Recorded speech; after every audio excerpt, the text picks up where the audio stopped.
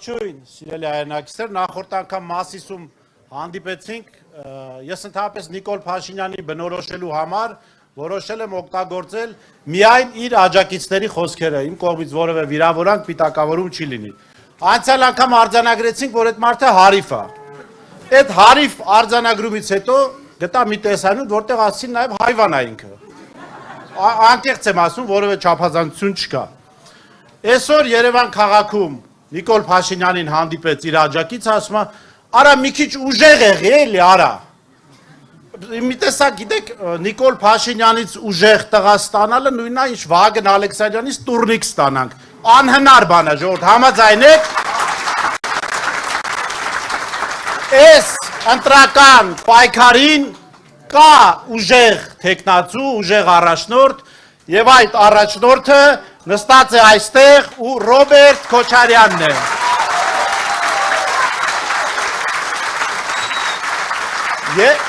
Եթե իրականում մեր հայրենակիցները փնտրում են ուժեղ առաջնորդ, ապա բնական է, որ պիտի ընտրեն Հայաստան Դաշինքին, ընտրեն համար 17-ին։ Քիչ առաջ նաև մի միջադեպ արձանագրվեց, որը ցույց է տալիս քաղաքացիական պայմանագրի վերնախավի բարոյական նկարագիրը, եւ սա կարևոր է արձանագրել։ Քաղաքացին, որը հանդիմանում է իրենց հողեր հանձնելու մեջ, այդ քաղաքացուն արձագանքելով ասում են, հաջորդը մորդ է հանձնելու։ Սրիկաները հայ կնոջը, հայաստանցի կնոջը, մեր հայրենակիցներին, մեր քույրերին ու մայրերին ասում են, կհանձնենք թուրքերին։ Մենք ասում ենք, գալու ենք իշխանության, քաղաքացիական պայմանագրի ներկայացուցիչներ, մենք պաշտպանելու ենք նաև ձեր մայրերին, որովհետև մենք ձեր նման չենք, մենք մեր հայրենակիցներին պատրաստ չենք հանձնել թուրքերին, հարևաններին, չգիտեմ, ամերիկացիներին, եվրոպացիներին։ Սա անթույլատրելի վարքագիծ է, բայց սա նաև Նիկոլ Փաշինյանի վարքագիծն է, հա։ Մարդկանց սպառնալ, որ այ որ ինձ չընտրեք, կհանձնեմ Թուրքին։ Այսպես հնարավոր չէ շարունակել, որովհետև մենք արժանապատիվ ժողովուրդ ենք, իսկ արժանապատիվ ժողովրդի մեջ չի կարող տղամարդը կամ ոչ տղամարդը որևէ մեկը դիմացինի մոր մասին խոսելիս ասել հաջորդը քո մորը կհանձնենք Թուրքին։ Սա առնվազն անբարոյականի վարքագիծ է, ընկեր իշխանը ասեց չհայոյենք, դուք պատկերացրեք ես հայոյեցի, դրա համար, այո, դուք կարող եք այո։ Հիմա գանք նրան, որ տեսեք, այս մարդը, այս դավաճանը, այս թուրքերի կոշիկ լիզողը, հարիվ հայվանը մեզ առաջարկում է բանավեճի մեջ մտնել թոշակների բարձրացման հարցի շուրջ,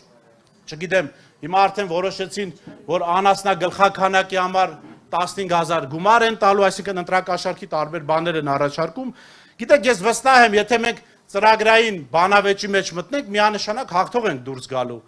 Եվ Պարոն Քոչարյանի կառավարման տարիների վերաբերյալ եւ հիմա նոր առաջարկների վերաբերյալ, բայց ես կարծում եմ մեր հայրենիքը հանձնած, հազարավոր մեր հայրենակիցների սպանվելու պատճառ դարձած դավաճան Նիկոլ Փաշինյանի հետ մենք թոշակի հարցով չի որ բանավեճ ու կռիվ ունենք։ Մեր կռիվը հանուն հայրենիքի եւ հանուն մեր ժողովրդի ապագայի է։ Եվ այս առումով ես կարծում եմ մենք Փաշինյանին շատ հարցեր չունենք տալու։ Բոլոր հարցերը իրենց պատասխաններն ունեն։ Այս մարդիկ, ինչպես այսօր Դավիթ Իշխանյանի մասին խոսելիս են ասել, իրենց ապագան պատկերացնում են Ադրբեջանին ծառայելով։ Այսինքն իրենք պատկերացնում են, որ մնալու են իշխանության եւ ծառայելու են Իլհամ Ալիևին կամ ինչպես Նիկոլ Փաշինյանն էր ասում, լիզելու են Ալիևի կոշիկները։ Սա մեզ համար անթույլատրելի է։ Նիկոլ Փաշինյան այո պետք է պատժվի, համաձայն եք ժողովուրդ։ Բայց ի տարբերություն իրենց իշխանության, ես վստահեցնում եմ Հայաստան Դաշինքի իշխանության գալու դեպքում մեր իշխանության մաս հանդիսացող ազգային անվտանգության ծառայության պետը չի զանգի քննչական կոմիտեի ղեկավարին եւ ասի ուզես չուզես Նիկոլ Փաշինյանին պիտի կալանք տաս։ Ապօրինություն չի լինելու, մենք օրինականության շրջանակում ենք պատժելու այս դավաճաններին։ Ճիշտ է, Փաշինյանը կենտրոնից մի քիչ շատ հեռու չի լինի, Նալբանդյան փողոցի վրա մի շենք կա, այդտեղ նկուղում կհայտնվի, բայց ես խոստանում եմ, ես կարծում եմ Դաշինքի անունից իրավունք ունեմ խոստանալու, որ դա լինելու է օրինականության շրջանակում։ Այո, չի կարող դավաճան Նիկոլ Փաշինյանը չպատժվել։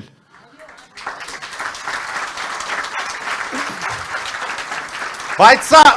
սա չի նշանակում նաև, որ մենք թշնամանք ունենք բոլոր են մեր հայրենակիցների դեմ, ովքեր հավատացել են Փաշինյանի ստերին։ Նրանք մեր հայրենակիցներն են եւ նաեւ այս սրիկանա մեր հայրենակիցը, որ այսօր մեր մեկ այլ հայրենակցի մոր ուզում էր հանձնել թուրքերին։ Մենք նրանց բոլորին պիտի պաշտպանենք, ովքեր օրենքով պատասխանատվության առաջ պիտի կանգնեն, կանգնելու են։ Մենք նաեւ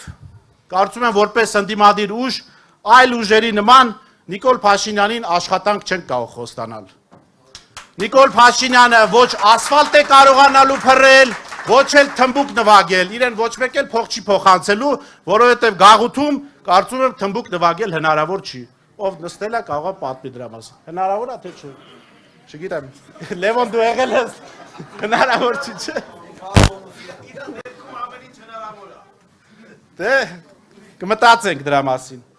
Այսինքն ժողովուրդ ջան, գիտեք, մենք ասում ենք, խոսում, հաճախ նաև այսպես ուրախության պահեր ենք ունենում, բայց մենք մեծ տխրության մեջ ենք, մենք մեծ վիշտ ունենք, մեր հայրենիքին մեծ վիշտ է պատել, մեր հազարավոր հայրենակիցներ զոհվել են Նիկոլ Փաշինյանի հրահրած պատերազմում, պատերազմ, որ ինքն ու Ալիևը գործընկերաբար բերեցին մեր ժողովրդի գլխին, եւ դրա համար չի կարող ուղղակի պատիժ չլինել, չի կարող, ինչքան էլ մենք ինչ-որ լավ ծրագրերից խոսենք, առաջին հարցը հայ ժողովրդի ոտնահարված արժանապատվության վերականգնումն է, խաղաղության հաստատումն է, առանց Ալիևի մոտ գերության հանձնվելու։ Եվ վերջում տեսեք ինչ է անում Նիկոլ Փաշինյանը եւ քաղաքացիական պայմանագիր։ Իրենք Ալիևի մոտ գերության մեջ են, փորձում են նաեւ այդ գերության հանձնել հայ ժողովրդին, ինչը անթույլատրելի է։ Իսկ այդ ամենին հասնելու համար մի ճանապարհ կա։ Էլի Փաշինյանի աջակիցների բառապաշարն եմ օգտագործելու։ Հարիվ, հայվան ու թույլ Նիկոլ Փաշինյանի փոխարեն ընտրել ուժեղ, արժանապատիվ եւ հաջողություններ արձանագրած Ռոբերտ Քոչարյանին։